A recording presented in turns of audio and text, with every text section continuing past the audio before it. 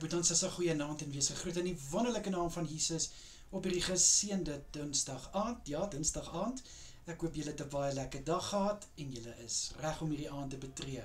Maar voor ons dit doen, kom ons bid lekker saam. Vader, baie dankie vir 'n vars nuwe dag wat aan ons lewens toegevoeg was. Here, so dankie dat U saam met ons was deur hierdie dag. Dankie dat U ons behoed te bewaar het. Dankie vir alles wat ons kon doen. En dankie vir die voorreg wat ons het om nou 'n nag van rus te kan betree. Dankie, Here. Vader, ek bid in Jesus Christus naam dat U vir elke boeta en sissa met 'n soete nagrus sal seën. Ek bid dat elke een goeie rus sal inkry, goed sal uitrus en dan môre weer sal kan opstaan, verfris en versterk om die nuwe dag te betree. Ek bid vir U hand van kalmte oor elke een vanaand, Here. Ek bid vir rustigheid in hulle gemoed en ook so, liewe Here, rustigheid in hulle harte, asseblief, Here.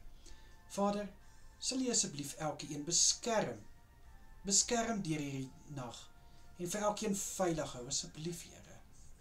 Vader, ek bid vanaand, waar daar soveel mense is, wat 'n geliefde die afgelope tyd verloor het. Here, ek bid in Jesus naam, dat U asseblief by elkeen van hierdie mense sal stilstaan vanaand, waar daar soveel trane vloei, waar daar soveel hartseer is.